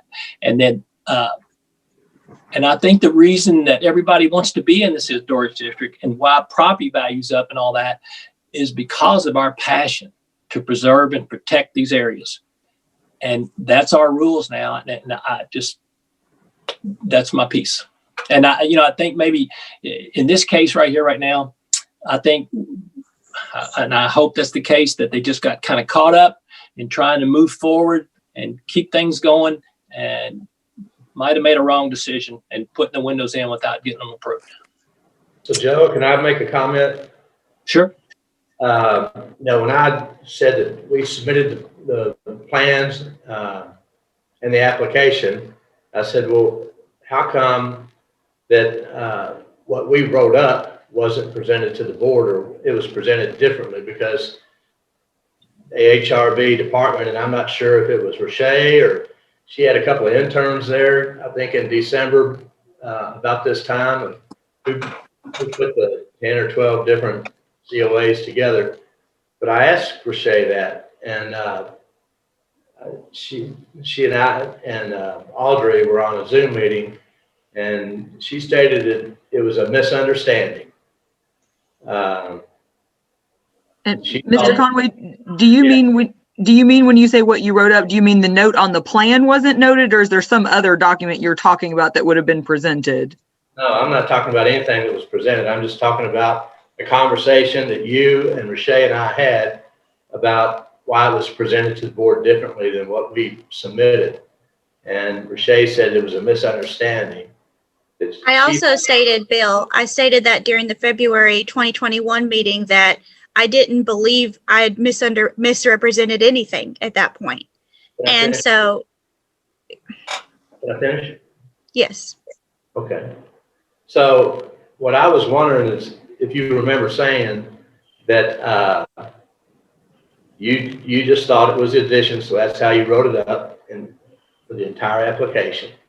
You didn't understand or see the comments in the font on the windows. And that you asked the board members, did you all read all the information on this? And they said they did, they thought they did. It was small and you had to zoom in on it. So you've got a tough job, and I've told numerous people that you need a lot of help in your department from a staffing standpoint. And I'm not sure, with all the applications, that I've been to several of your all's meetings now, and there is a lot going on. And for you to get everything presented the way I guess it was given to you, I'm sure it's difficult at times. We, when we got the approval, we went and ordered the windows, and that's an expense. Yeah. And then when you put the stop work order, when we tried to see what would it cost to flip those out, it was $35,000 to $40,000 in 4 years. And Eddie Black wasn't the only person we talked to, but he was the only one that would actually do anything in writing. And that was an estimate. He would not make it a bid, because he said, things, you always spend more money on it, more time on it than you think. So I think we're being kind of chastised when we presented everything up front. And then the way the approval read, it was approved an addition and approved new windows. And that we went from there. Okay. Any other members of the council, any further comments, or are we ready to close discussion on this and testimony on this hearing? Maybe this is not the right place, but is there any way that where we are now, that we can make both parties happy? How are we going to do that? I thought a while ago, I thought I was bringing up something a while ago that might work a little, but obviously it didn't sound like that was the best idea to Roche. you know, I just, it kills me to be in this position here. Not me personally, but where we are with this situation. It's got So, two totally Joe, different. Yes. yeah, and that's where the frames, the joints, you know, all of the materials of the windows, we're just, the only thing that we're requesting is the sashes. So that was, I feel the main component of what we were trying to salvage was because, so we're not trying to salvage the original frames. We're not trying to salvage the original joints, not the jambs. We're literally just trying to salvage the sashes. And So you're saying they could rebuild that entire window around as long as they put the old sashes back in? And yes. Joe, Huh? No, Dave who's that speaking? says we can't, something, he wants to comment on the sashes real briefly. The grids, the wooden grids on the sashes from the outside. You get a lot of feedback, Dave. Dave, I didn't hear So they're deteriorated all the way up. The sashes. Mr. Cook, we kind of lost. Mr. Cook, we lost you there for a minute. So you said something about the grid, which I think you mean is the mutton, and then we lost you. You were cutting out. So can you start that thought over for us? Yes. Okay. The sashes she's talking about, the wooden grids of the muttons, they rot from the outside, and they're deteriorated to the point that the glass is almost falling out. And I've heard that you've had an issue with that on Main Street, some glass falling out because of that reason. So these sashes are in that bad a shape. So most sashes, Joe, I was talking to you because I think you was asking a question, but most sashes do rot from the outside because of the weather. And so it is very hard to just use a sash, an old sash. You come down to my house one time and look, see if you can find some old ones and fix some old windows that you had for yourself. But and then also Mr. Kennedy, I let him in last week to look at those windows, and I asked him about fixing them. And he also, and I said, will they be operational? He said, no, I didn't say that. He said, I could just fix them. I can't necessarily make them operational. What he was basically trying to say.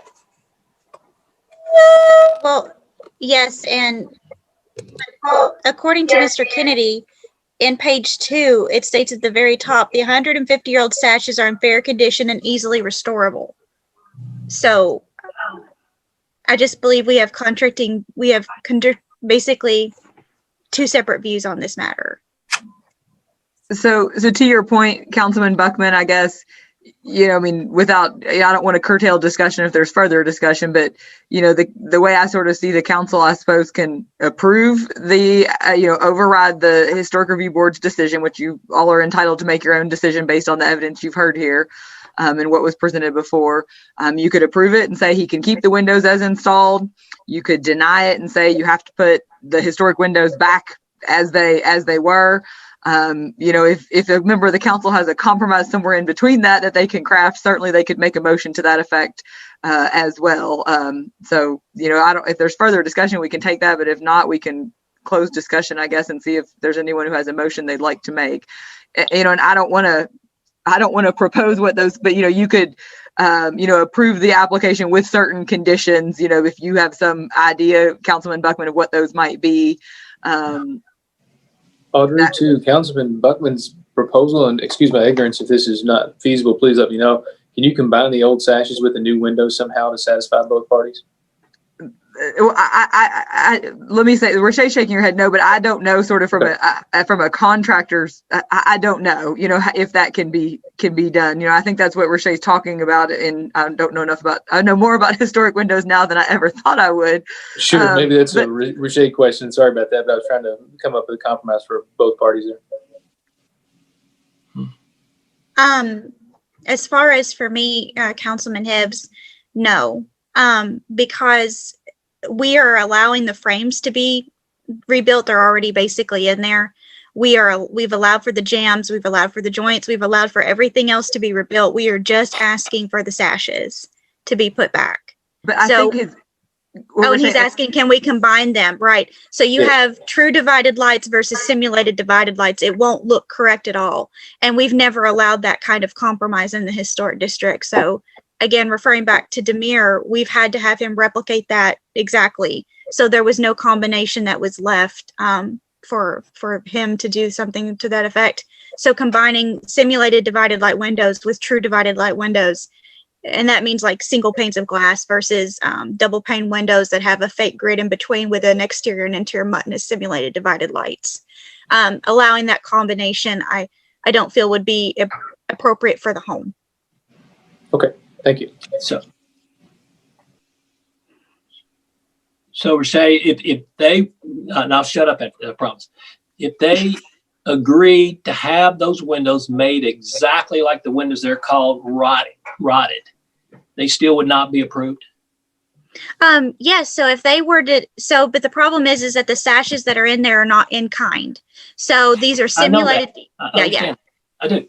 Yeah. So if they were to make another window, you're stating, if they were to rebuild another window and have it made exactly like what was there,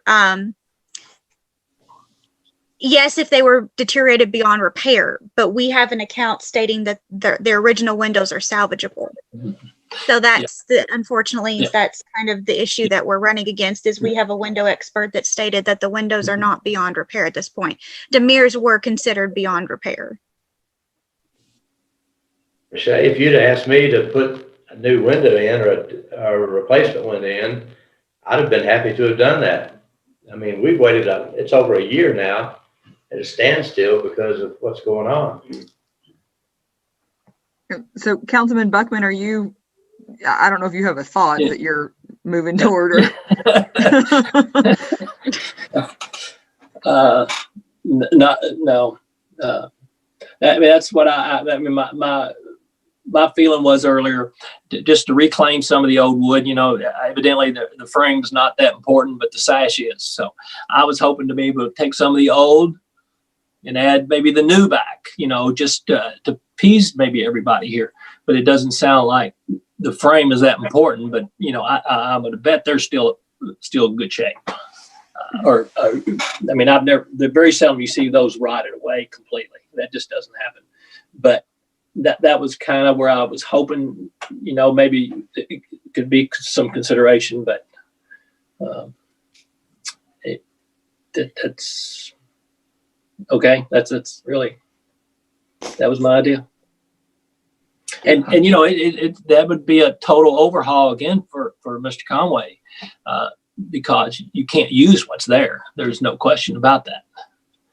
But you know, we're kind of stuck out there right now. So I was just trying to figure out a way that it could possibly work.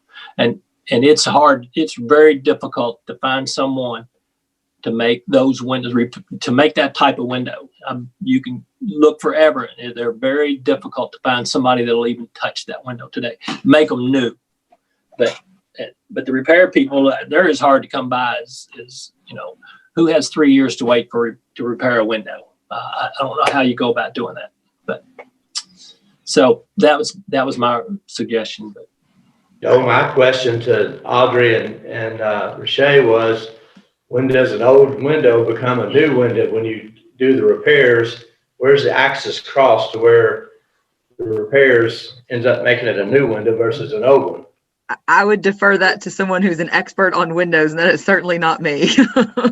But so, I mean, if you're going to spend $3,000 or $4,000 to fix a window, when you at the end of the fix, is it an old window or is it a new window? Right. Well, and so I don't want to curtail discussion, but if we don't have more discussion, then I would, I guess, invite any member of the council to make a motion, to approve the application as presented, to deny the application, to approve the application with some sort of conditions you would add to the application, if there's any member of the council that has a motion they would like to make.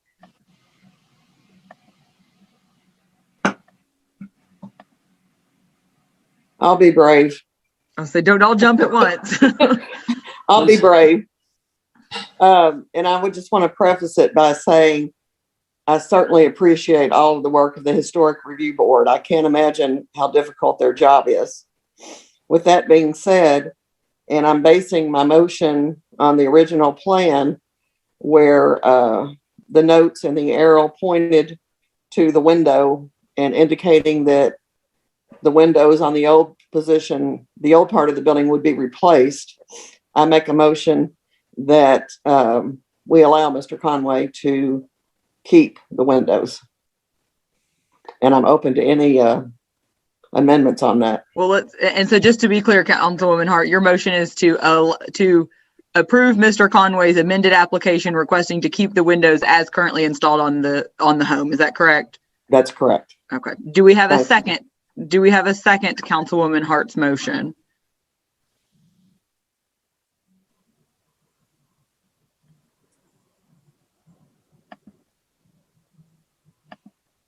I'll second it. I'll second it, Audrey. Any further discussion on the motion? Did you get my second, Audrey? I did. Yes, I did, Councilman Shekels. I don't know if there's any further discussion before we call for a vote. Audrey, I don't know if this is appropriate or not either. There seems to be a lot of confusion from all of us, kind of conflicting on where I guess our decision lies. Would it be appropriate to table this and have further discussion on Joe's suggestion about trying to come up with a compromise that would be easier on everybody's pocketbooks at that point? Well, that's kind of why we're here. Is it's before you all to make a decision on that. We've taken testimony here today. I don't know that anyone has I don't know that anyone has some other compromise to suggest, right? You've heard Ms. Jennings say that, it's important to preserve the sashes, and there's some evidence in the record reflecting, how that could be done. Mr. Kennedy, I think, detailed and pretty step-by-step, about how he would do that and the cost of that. Obviously, Mr. Conway's position, I don't want to speak for Thomas and Mr. Conway, but their position is that they've installed these windows and they're requesting to keep them as installed. So, to the extent that we could put some kind of other conditions on an approval of the windows, I don't know if Mr. Conway or Mr. Hamilton has some kind of suggestion. We have a motion and a second on the floor that we can vote on. Yeah, we'll donate the windows to the city, and the city can use them in its next project. The old windows, if you want. No, what? Being facetious, but yeah, I don't see how we can really, I think our position is we were willing to. We tried for months and months and months to reach a compromise position, and we just we would prefer a decision if the council can reach one. Of course, council's discretion, whatever they'd like to do. So, I think, Gary, correct me if I'm wrong, but if we have a motion on the floor, I think we can take a vote. Is that fair to say, Mr. Clerk? Okay. So I guess, and I don't know if we should take it by voice vote since it gets or by individual vote, since it gets kind of confusing when we're all on here, but I guess we'll call for a vote. All in favor of the motion on the floor that's been seconded, signify by saying aye. Aye. Councilwoman Hart? Aye. Councilman Shekels? Nay. Okay. This is Councilman Dones. Thank you. All opposed, I guess, we've got Councilman Dones. Nay. Coach Rowe. Right. Audrey, this is Councilman Hibbs. I agree there's a lot of things that are really hard to decipher in this, but just judging purely on the fact that we have to be consistent in our judgments in the HRB with the windows, I'm going to have to vote nay as well. Okay. Councilman Buckman?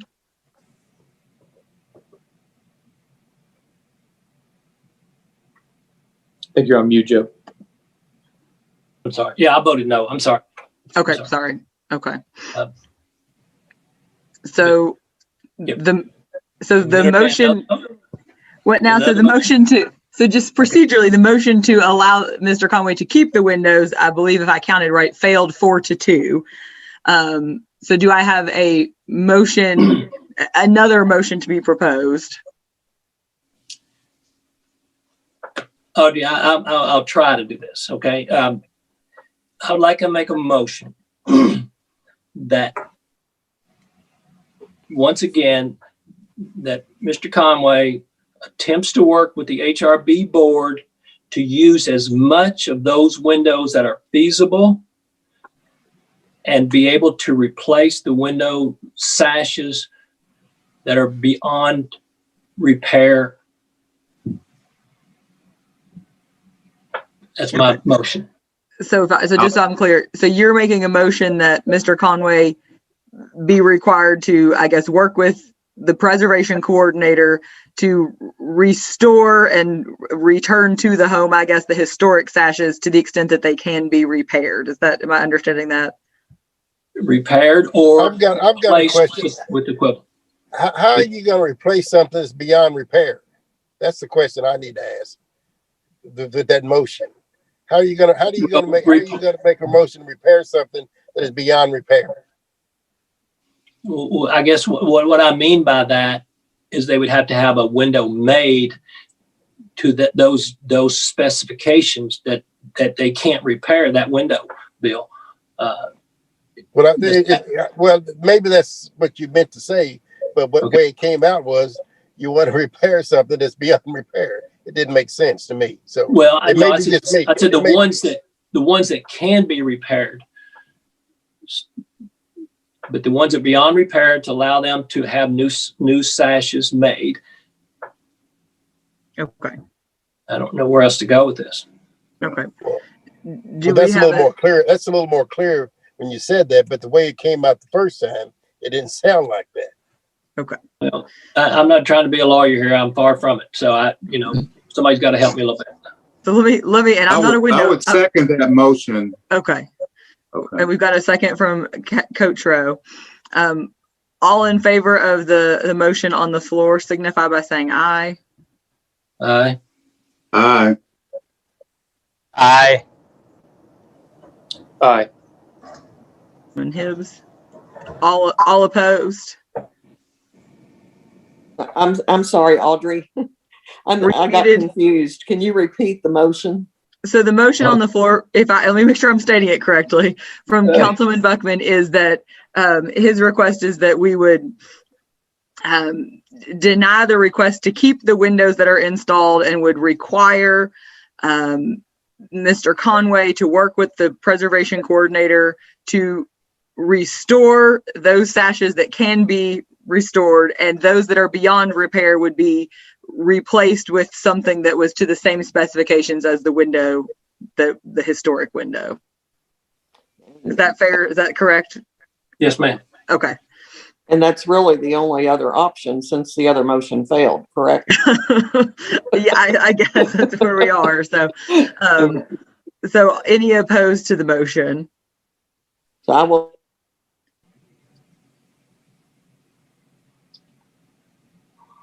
We kind of lost you, Councilwoman Hart. You cut out on us.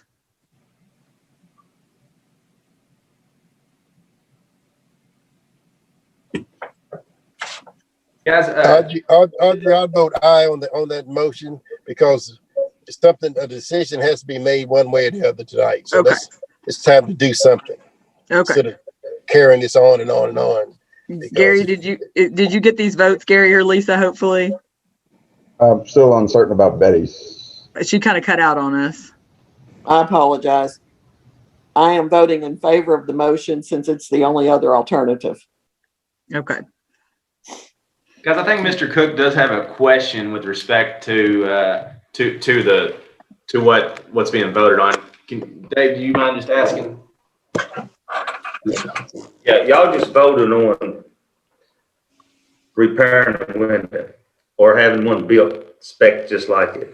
What if that's impossible to do? And what if we're back to the 4 years getting it done and impossible to fix those windows back to the specs that I guess that y'all require? In addition, if you try to fix an old window, you still got an old window. Those windows are over 200 years old. Paint and putty just don't go but so far. So I do have a question. What if it's impossible, if you're gonna vote on that and it's impossible to get that done? Well, I suppose, I guess my answer, I don't know any other solution other than I suppose Mr. Conway has a right to appeal this back to circuit court and take it back there. Beyond that, I can't tell you about the feasibility other than that I grew up in a house with 240-year-old windows or 30-year-old windows that they've been restored a couple times. So it's possible. Whether or not it's feasible in this case, I can't tell you. So, but that's something I suppose that we can, after we conclude this meeting, that's something that Mr. Conway can discuss with Ms. Jennings and see what we can figure out about the specific windows. And if there's a timeline that's feasible, if there's not, then, the court can address that further if that's what Mr. Conway chooses.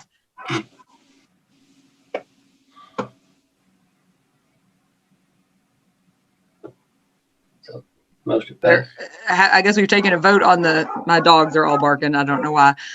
We've taken a vote on the motion, so I don't know if there's any further business at this meeting. So if not, I guess we can entertain a motion to adjourn the hearing. So move.